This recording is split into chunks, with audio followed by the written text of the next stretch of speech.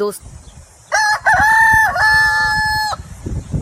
भारत के एक बड़े से राज्य में एक दयालु और न्यायप्रिय राजा अर्जुन सिंह राज करते थे।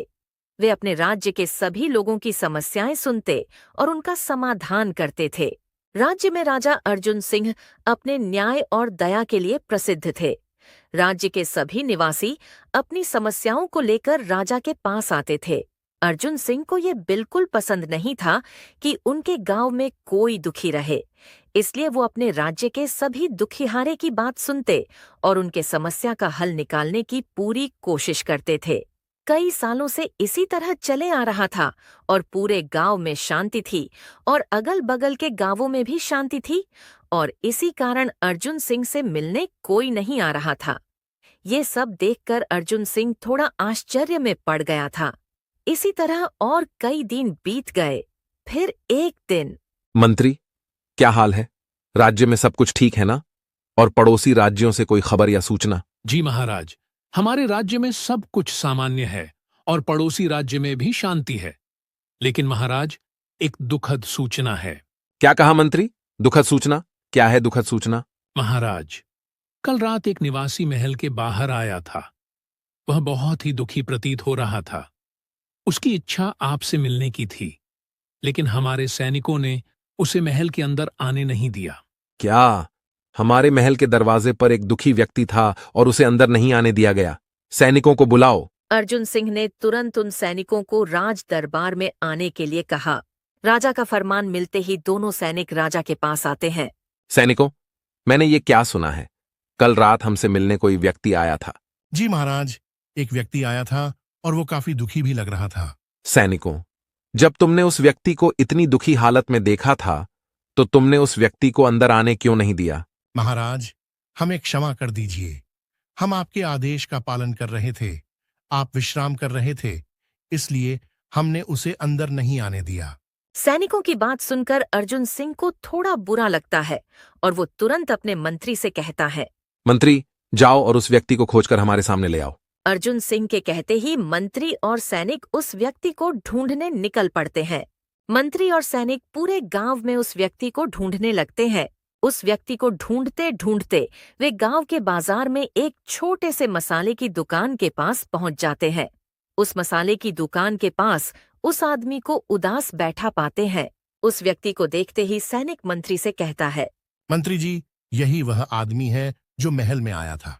पक्का ना सैनिकों, यही वो आदमी है ना? एक बार ध्यान से देख लो, क्योंकि इसे हमें महाराज के सामने पेश करना है। हाँ मंत्री जी, पक्का यही वो आदमी है जो कल रात महाराज से मिलने की जिद कर रहा था। सैनिकों से सुनिश्चित करते ही मंत्री उस व्यक्ति को कहता है, अरे ओ भाई, नाम क्या है तुम्हारा? मेरा नाम राहुल है मंत्री जी। राहुल, मैंने सुना कल रात तुम महाराज से मिलना चाहते थे। जी मंत्री जी, मुझे महाराज से मिलना है ताकि वो मेरी एक समस्या का समाधान कर सके। राहुल, चलो फिर हमारे साथ, तुम्हें महाराज ने बुलाया है। मंत्री और सैनिक राहुल को राजा के महल में ले जाते हैं। महाराज, यही है वह आदमी जो कल रात आपसे मिलने आया था। तुम्हारा नाम क्या है? और कल रात के लिए हमें माफ कर दो। जब तुम महल में आए, हम विश्राम कर रहे थे। बोलो, क्या परेशानी है? हम उसका समाधान करेंगे। महाराज, मेरा नाम राहुल है। मैं एक गरीब किसान हूं। मेरी एक पत्नी और 2 छोटे बच्चे हैं। मेरे पास एक छोटी सी जमीन है जिस पर मैं कई वर्षों से खेती कर रहा हूं, लेकिन मेरे सौतेले भाई ने वह जमीन मुझसे छीन ली है। वह कहता है कि वह जमीन हमारे पिता ने उसे दी थी और अब मेरा कोई अधिकार नहीं है। मेरे घर में कई दिनों से एक भी अनाज का दाना नहीं है। कृपया महाराज, मेरी मदद करें। राहुल की बातें सुनते ही राजा मंत्री से कहता है, मंत्री, इसके भाई को दरबार में तुरंत बुलाओ। राजा का फरमान मिलते ही मंत्री कुछ सैनिकों के साथ राहुल के भाई विजय को दरबार में ले आते हैं। तुम्हारा नाम क्या है? और क्या यह सच है कि तुमने अपने सौतेले भाई की जमीन धोखे से छीन ली है? मेरा नाम विजय है महाराज। राहुल मेरा सौतेला भाई है, लेकिन यह झूठ है। मैंने उसकी जमीन नहीं छीनी। वह जमीन मेरे पास थी। पिताजी ने उसे मुझे ही दी थी और मैंने उसे राहुल को केवल खेती करने के लिए दी थी। अब वह उस पर अपना हक जताने लगा है।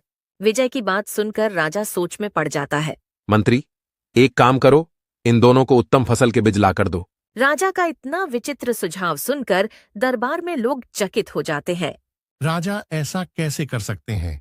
किसी फसल के बीज से यह कैसे पता चलेगा कि इनमें से कौन झूठ बोल रहा है? मंत्री दरबार में फसल के बीज लाते हैं।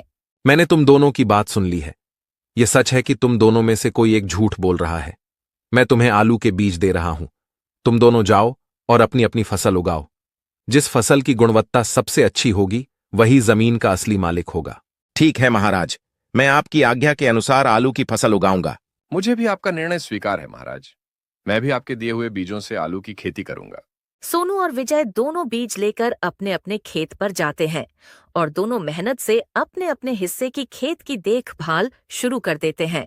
कुछ दिनों के बाद दोनों भाइयों की फसल बड़ी हो जाती है। दोनों भाइयों में राहुल की फसल बहुत अच्छी हो जाती है। मेरी फसल कितनी अच्छी हो गई है। अब इन्हें महाराज के पास ले जाने का समय आ गया है। राहुल की फसल तो अच्छी हुई थी, परंतु विजय की फसल इतनी अच्छी नहीं हुई थी। दोनों भाई अपनी अपनी आलू की टोकरी लेकर राज दरबार में पहुंच जाते हैं। राज दरबार में राजा अपने मंत्रिमंडल के साथ आते हैं। राजा आते ही दोनों भाइयों की आलू की टोकरी देखता है। विजय, तुम्हारे आलू तो बहुत सुंदर लग रहे हैं। महाराज, मैंने दिन रात मेहनत की है, इसलिए फसल अच्छी हुई है। राजा राहुल के आलू को देखकर कहता है। राहुल, तुम्हारे आलू तो खराब अवस्था में हैं। क्या तुमने अपनी फसल की देखभाल नहीं की? इससे साबित होता है कि तुम्हारी फसल अच्छी नहीं हुई है। इसका मतलब तुम झूठ बोल रहे थे। महाराज, कल तक तो मेरी फसल बहुत अच्छी थी। मुझे समझ में नहीं आता कि ऐसा क्यों हुआ। महाराज, पक्का यह राहुल झूठ बोल रहा है। इसने आलू की देखभाल सही से नहीं की होगी, इसलिए इसके आलू खराब हुए हैं। राजा मंत्री की बात मान लेते हैं और अपना फैसला सुनाने जा ही रहा होता है। तभी मंत्री उसे टोकते हुए कहता है। महाराज, बस 1 मिनट रुकिए। सच्ची सच्ची कहूं, ये विजय झूठ बोल रहा है। विजय झूठ बोल रहा है? मैं कुछ समझा नहीं मंत्री जी, इसका क्या मतलब है? महाराज, मैंने जो बीज दिए थे वे बीज एक जैसे नहीं थे। राहुल को अच्छे बीज दिए गए थे और विजय को खराब बीज। चलो गुप्तचर, जल्दी से महाराज को बता दो, कल तुमने क्या देखा? महाराज, विजय ने राहुल की फसल में जाकर उसकी आलू की टोकरी को अपनी टोकरी से बदल दिया था। राजा को जब सच्चाई का पता चल जाता है तो विजय तुरंत माफी मांगने लगता है। मुझे माफ कर दीजिए महाराज, मैंने गलत किया। मुझे जमीन का लालच आ गया था। विजय, तुमने झूठ बोला है, तुम्हें दंड मिलेगा। विजय, तुम्हें राज्य से निष्कासित किया जाता है। अर्जुन सिंह का न्याय सुन विजय रोने लगता है। राहुल, सत्य सामने आ चुका है, अब वह जमीन तुम्हारी है। राजा की बात सुनते ही राहुल खुश हो जाता है। धन्यवाद महाराज, मैंने उम्मीद की थी कि न्याय होगा। मंत्री, तुम्हारी सूझबूझ ने अन्याय को रोका। तुम्हें 100 सोने की अशर्फियां दी जाती हैं। धन्यवाद महाराज। अर्जुन सिंह के फैसला सुनाने के बाद राहुल उनके सामने अपनी एक इच्छा जाहिर करता है। महाराज, मेरी एक इच्छा है। मुझे विजय को माफ करने की इच्छा है। आखिरकार वह मेरा भाई है। राहुल, हम तुम्हारी इच्छा पूरी करेंगे। विजय, तुम्हें माफ किया गया है, लेकिन अब ऐसा मत करना। मुझे माफ कर दो राहुल, मैं शर्मिंदा हूं। मैंने तुम्हें माफ कर दिया है। अब से हम मिलकर खेती करेंगे और खुशी से रहेंगे। राहुल और विजय दोनों मिलकर मेहनत से खेती करते हैं और खुशी से रहते हैं। दोस्तों, इस कहानी से हमें यह सीख मिलती है कि हमें कभी लालच नहीं करना चाहिए, क्योंकि लालच का फल हमें कभी न कभी फंसा देता है। तो दोस्तों, इस प्रकार की और शानदार कहानी देखने के लिए चैनल को जरूर से सब्सक्राइब कीजिएगा।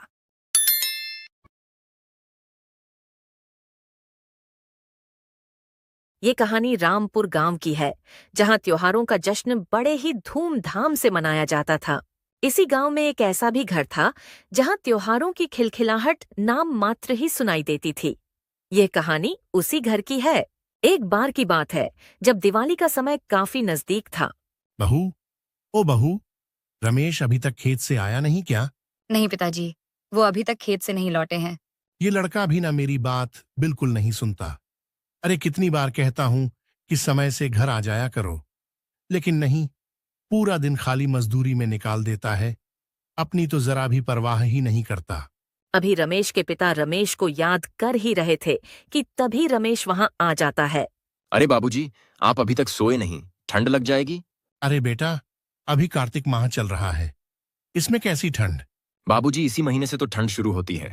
अरे अभी कहाँ बेटा, अभी तो सारे त्योहार बाकी हैं, जैसे बच्चों का सबसे प्यारा त्योहार दीपावली, जिसमें पूरा गांव जगमगा उठता है और बच्चे भी इस त्योहार को दिल से खुशी के साथ मनाते हैं। हाँ बाबूजी, इस बार दीपावली तो ऐसे धूमधाम से मनाएंगे कि सालों याद रहे। अभी रमेश अपने पिता के साथ बातें कर रहा था कि तभी सोनू दौड़ते हुए बाहर से घर आता है। देखिए दादाजी, मैं आ गया।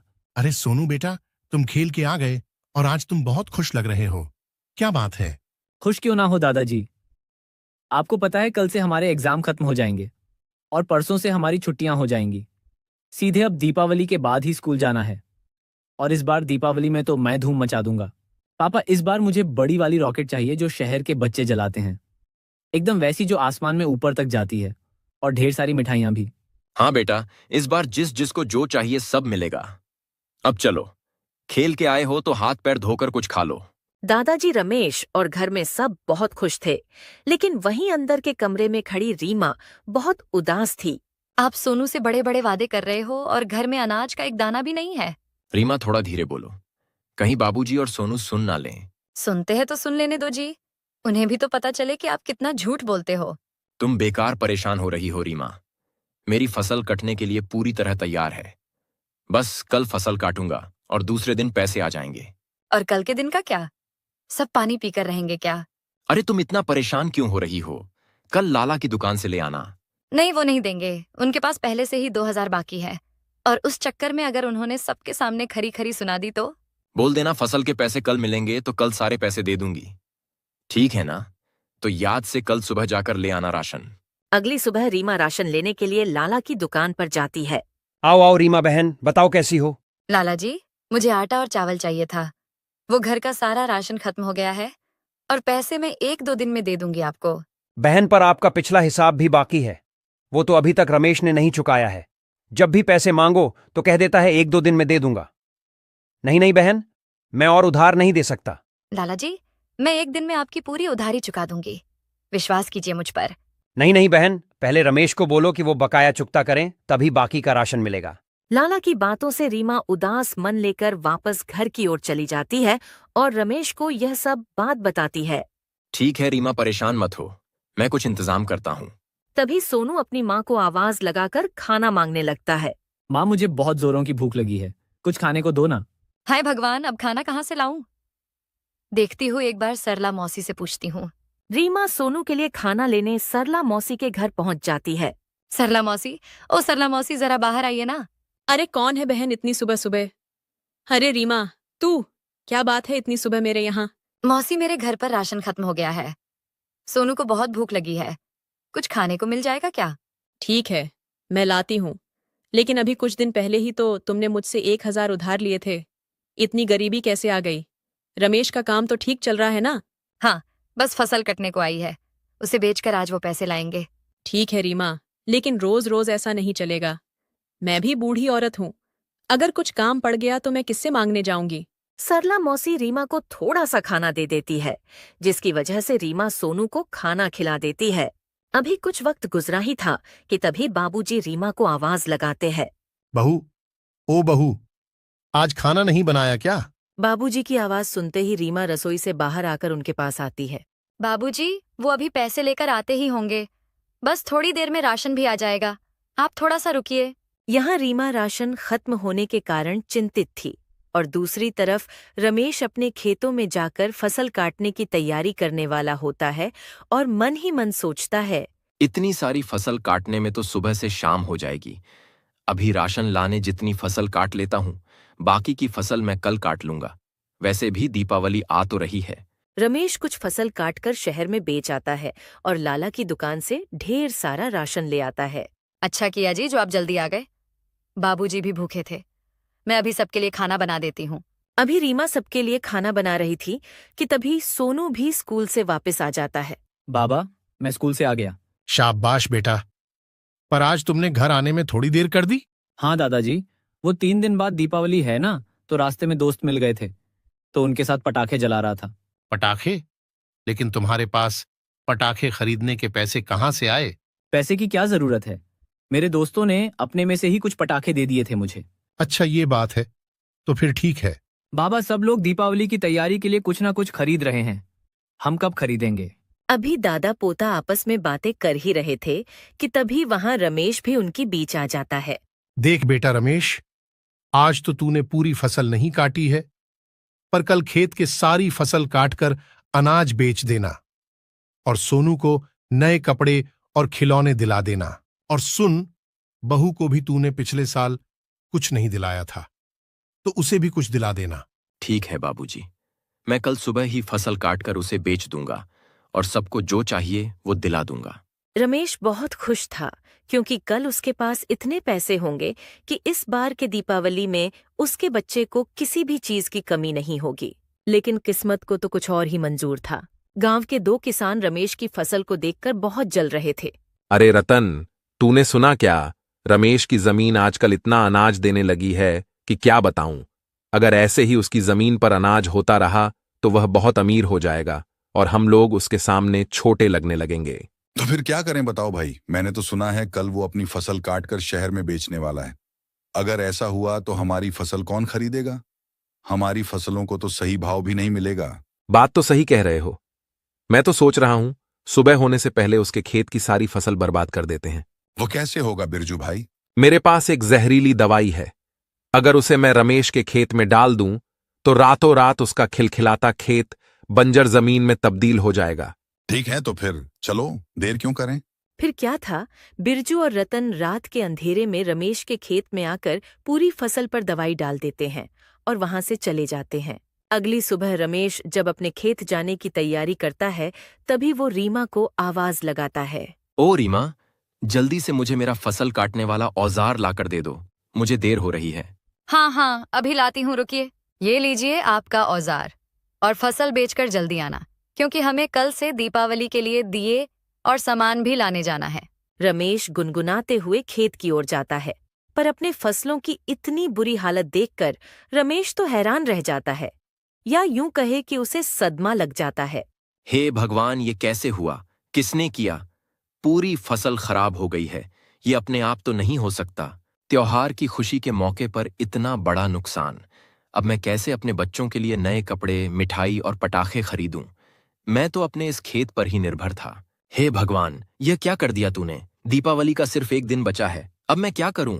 रमेश फौरन से घर पहुंचकर सारी बातें रीमा और अपने बाबूजी को बताने लगता है। ये कैसे हुआ और अब क्या होगा जी? घर में राशन चलाने जितने तो पैसे हैं मेरे पास, लेकिन दीपावली मनाने जितने बिल्कुल भी नहीं है। कपड़ों की तो चिंता नहीं है, बक्से में रखे हैं पिछले साल वाले कपड़े हैं सोनू के लिए, लेकिन फूल झड़ियां, पटाखे बिना बच्चे दिवाली कैसे मनाएंगे? बच्चे माने या ना माने, उन्हें इस मुसीबत के बारे में बताना नहीं है। उनकी पढ़ाई पर बुरा असर पड़ेगा बेटा। ठीक है बाबूजी, मैं नहीं बोलूंगा उन्हें कुछ भी।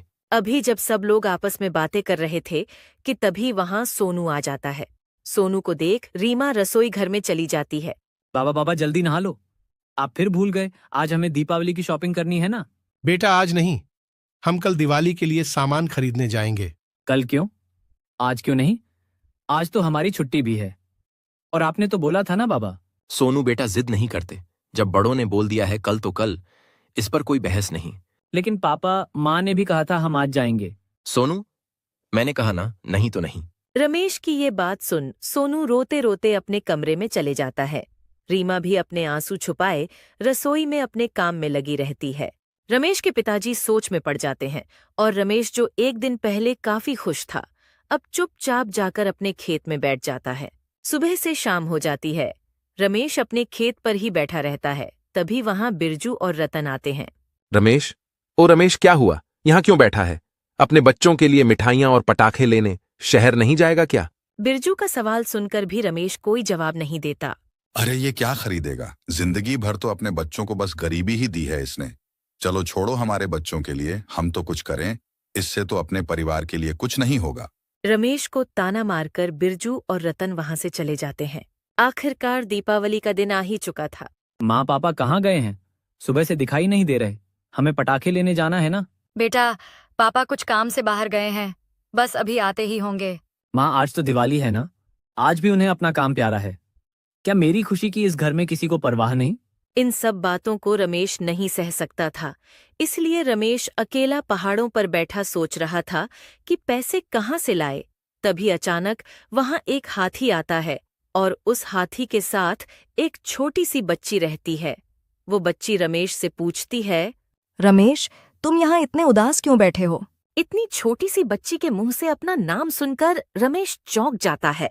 तुम इतनी छोटी हो और मुझे मेरे नाम से पुकार रही हो।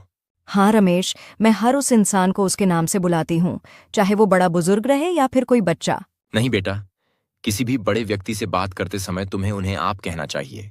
अच्छा वो सब छोड़ो, ये बताओ तुम यहाँ उदास क्यों बैठे हो? बेटा, तुम क्या करोगी जानकर? तुम बहुत परेशान लग रहे हो, इसीलिए तुम्हारी मदद करूंगी।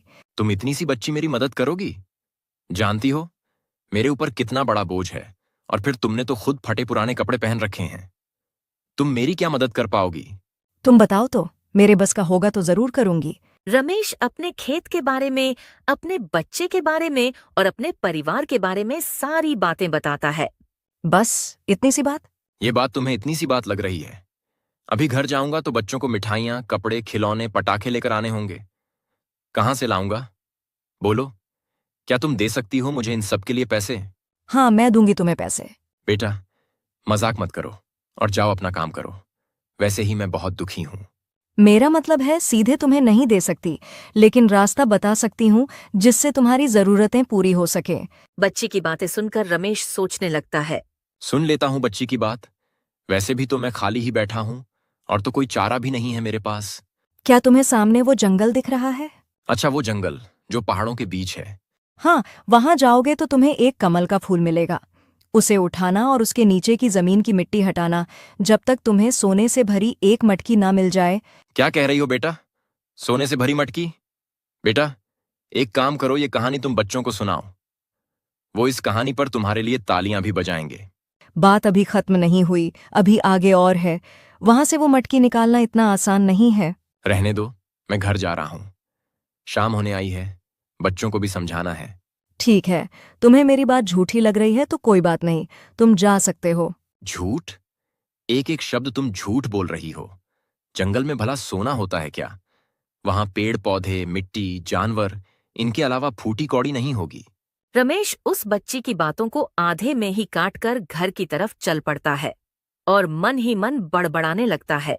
जंगल में सोना, मटकी, कमल का फूल, कैसी अजीब सी बातें कर रही थी वो बच्ची। शायद भूख से पागल हो गई है। जैसे ही रमेश घर के दरवाजे पर पहुंचता है, देखता है सोनू अंदर बैठकर उसकी राह देख रहा है। बच्चे की आंखों में उम्मीद थी कि उनके बाबा हाथ में मिठाइयां और पटाखे ले आएंगे। रीमा भी रसोई के अंदर से सोनू को आवाज लगाती है। सोनू बेटा, यहाँ आ जाओ। देखो, मैंने आज तुम्हारे लिए खीर बनाई है। तुम्हें बहुत पसंद है ना? हाँ माँ, पर पहले पापा आ जाए पटाखे लेकर, फिर हम सब साथ बैठकर खाएंगे। पापा हर बार वादा करते हैं, इस बार तो पूरा करेंगे ना माँ? रमेश यह सब अपनी दहलीज से ही सुन रहा था। उसका दिल बैठ गया, आंखों में आंसू भर आए। उसने देखा रीमा भी मुस्कुराते हुए सोनू को संभाल रही है, लेकिन अंदर ही अंदर वो भी टूटी हुई थी। हे भगवान, अगर आज भी बच्चे का मन नहीं रख पाया तो उसका भरोसा मुझसे उठ जाएगा। वो उल्टे पांव मुड़ गया, घर में कदम भी नहीं रखा और फिर से पहाड़ की ओर चल पड़ा, जहां उसे वो रहस्यमय बच्ची मिली थी। रास्ते में चलते हुए उसका मन बेचैन होने लगा और तरह तरह की बातें सोचने लगा। क्या सचमुच जंगल में वो सब होगा, या बच्ची मेरा मजाक उड़ा रही थी? लेकिन सोनू की आंखों में वो उम्मीद, मैं उसे निराश नहीं कर सकता। चाहे यह सब झूठ ही क्यों ना हो, मुझे कोशिश करनी होगी। सूरज अब धीरे धीरे डूब रहा था, आकाश लालिमा से भर चुका था। रमेश तेज कदमों से पहाड़ चढ़ता गया। जैसे ही वह ऊपर पहुंचा, उसे वही हाथी और वही बच्ची खड़ी दिखी। उसे देखते ही बच्ची मुस्कुराते हुए बोली, आ ही गए तुम, मैं जानती थी तुम जरूर लौटोगे। तुम्हें कैसे पता चला कि मैं वापस आऊंगा? क्योंकि तुम सच्चे दिल से अपने परिवार से प्यार करते हो, और जो अपने परिवार से प्यार करता है वो कभी हार नहीं मानता। तुम्हारे परिवार का विश्वास तुम्हें यहाँ तक खींच लाया है ना।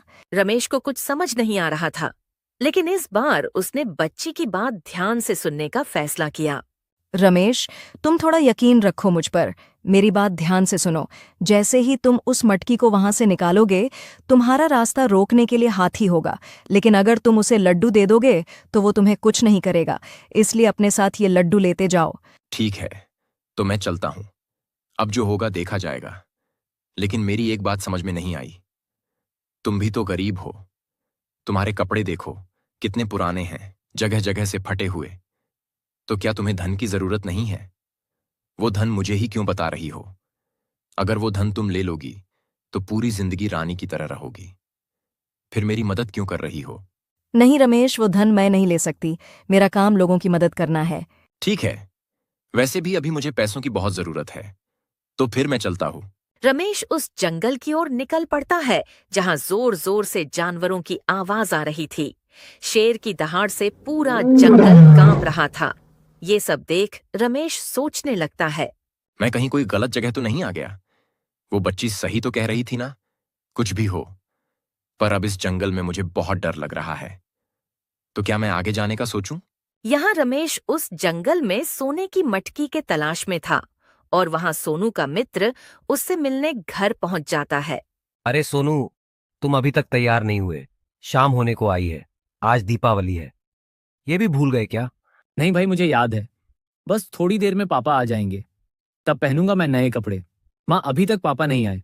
देखो, सब लोग नए कपड़े पहनने शुरू भी कर दिए। हाँ बेटा, पापा आते ही होंगे। हाँ बेटा, रमेश आता ही होगा। कहीं किसी काम में फंस गया होगा बेचारा। इधर सोनू अपने पापा का इंतजार कर रहा था। उधर रमेश के आसपास जंगली हाथी दिखने शुरू हो जाते हैं, लेकिन तभी उसने देखा एक कमल का फूल दीप की तरह जगमगा रहा था। जब तक कि हाथी रमेश पर हमला करते, रमेश कमल के फूल को उखाड़कर जमीन खोद देता है। अब उसे साफ साफ एक प्रकाश धरती से बाहर आता हुआ दिखा। रमेश गड्ढे में झांक कर देखता है तो सच में सोने से भरी मटकी उसे दिखाई देती है। जैसे ही रमेश मटकी हाथ में लेता है, सारे हाथियों में से एक हाथी उसके सामने आ जाता है। हाथी को सामने देख रमेश तुरंत उसे वो लड्डू देता है जो उसे उस बच्ची ने दिया था। लड्डू मिलते ही हाथी वह से हट जाता है और रमेश भी मटकी लेकर घर की ओर चल पड़ता है। रमेश जैसे ही घर पहुंचा, उस पर प्रश्नों की बरसात होने लगती है। आप कहाँ थे जी इतनी देर? सोनू अपने कमरे में है, आपकी राह देख रहा है और आपसे गुस्सा भी है। फिक्र मत करो रीमा, अब उसका गुस्सा बिल्कुल ठंडा हो जाएगा। रमेश ने सोने से भरी मटकी रीमा के सामने रख दी। रीमा सोने से भरी मटकी को देखकर हैरान हो जाती है। अरे बाप रे बाप, इतना सारा सोना किसका है जी? रीमा के इस सवाल के बदले रमेश रीमा को पहाड़ पर घटी सारी बात बताता है। फिर दोनों सोनू के कमरे में जाते हैं। सोनू, मैंने कहा था ना, इस दीपावली को धूमधाम से मनाएंगे। चलो, तुम्हें क्या खरीदना है बाजार से लेकर आते हैं।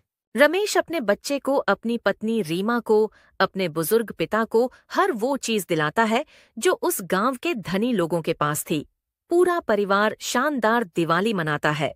सोनू को उसके मनपसंद खिलौने, पटाखे, कपड़े भी मिलते हैं। तभी रमेश के पिता रमेश से पूछते हैं, रमेश, इतना सारा सोना कहाँ से लाए तुम? रमेश अपने पिता को सारी बातें बता देता है कि किस तरह उसे एक अनजान बच्ची ने सोने से भरी मटकी का पता बताया। अरे हाँ बाबूजी, मैं इस सोने की खुशी में तो मैं उस बच्ची को शुक्रिया कहना भी भूल गया, जिसकी वजह से हमारे घर में यह लक्ष्मी आई। बेटा, लेकिन तुम उस बच्ची का घर जानते हो क्या? नहीं बाबूजी, लेकिन वो मुझे मेरे खेत के सामने वाले पहाड़ पर मिली थी। ये क्या कह रहे हो रमेश? लेकिन बेटा, तुम्हारे खेत के सामने तो कोई पहाड़ नहीं है। कैसी बातें कर रहे हो बाबूजी? मैं कल वहां उसी पहाड़ी पर मिला था उससे। चलो, मैं उसे आपको दिखाता हूं। रमेश अपने बाबूजी को अपने खेत के पास वाली पहाड़ी को दिखाने के लिए ले जाता है, लेकिन वहां पहुंचकर वो हैरान हो जाता है। अरे ये क्या, यहाँ तो कोई पहाड़ नहीं है। वही तो मैं तुझसे कह रहा था बेटा, यहाँ कोई पहाड़ नहीं है। बाबूजी, लेकिन वो बच्ची फिर कौन थी? बहुत समय पहले की बात है बेटा, जब माता लक्ष्मी पहाड़ों पर रहती थी। दुष्टों ने उनसे उनका धन छीनना चाहा, तो माता लक्ष्मी ने हाथियों को वो धन छुपाने के लिए दे दिया। तब से धन उसी जमीन पर वैसा ही पड़ा है। कमल का फूल माता लक्ष्मी का संकेत है और हाथी गणेश जी का। मतलब वो बच्ची जो मुझे पहाड़ों पर मिली थी, वो साक्षात मां लक्ष्मी थी। हाँ रमेश बेटा। तभी वो मुझे मेरे नाम से पुकार रही थी। जब मैंने उनसे कहा कि मैं आपसे बहुत बड़ा हूं, तुम्हारे पिता समान हूं, तो मुझे नाम लेकर ना पुकारे, तो पता है उन्होंने क्या कहा? यही कि मैं सबको नाम से बुलाती हूं। वो माता लक्ष्मी ही थी बेटा। लेकिन बाबूजी, यह धन तो वो किसी और को भी दे सकती थी, तो मुझे ही क्यों चुना इसके लिए? क्योंकि लोगों का कहना है माता किसी का बुरा ना चाहने वाले और सच्चे लोगों की जल्दी सुनती है। और फिर तेरे सामने सारे दरवाजे बंद हो गए थे, इसलिए माता ने तुम्हारी मदद की होगी। आखिर हम सब उनके बच्चे ही तो हैं। एक और सवाल था, बाबा मेरे मन में है। इतनी पुरानी बात आपको कैसे पता? ये बात तो आपके जन्म से भी पहले की लगती है।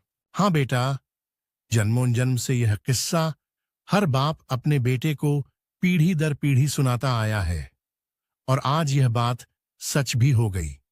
कल तक आज के नौजवान इसे सिर्फ एक कहानी मानते थे। लेकिन बाबूजी, मेरे खेत में अचानक यह कैसे हुआ? पता चला है कि बिरजू और उसके साथी ने मिलकर तुम्हारी जमीन के साथ ऐसा किया था, लेकिन अब मुखिया ने उसे गांव से बाहर निकाल दिया है। मुझे लगता है यह माता लक्ष्मी की कृपा से हुआ है। और नहीं तो क्या, भगवान की मर्जी के बिना एक पत्ता भी नहीं हिलता। तुझे तो उसी वक्त समझ जाना चाहिए था, जब उसने पैसे लेने से मना किया था। मैंने सोचा ऐसे ही नहीं ले रही होंगी। शायद उसको सोने का ज्ञान नहीं, इसीलिए नहीं ले रही होगी। रमेश को अब यकीन हो गया था माता लक्ष्मी ने ही यह उपकार किया है उस पर।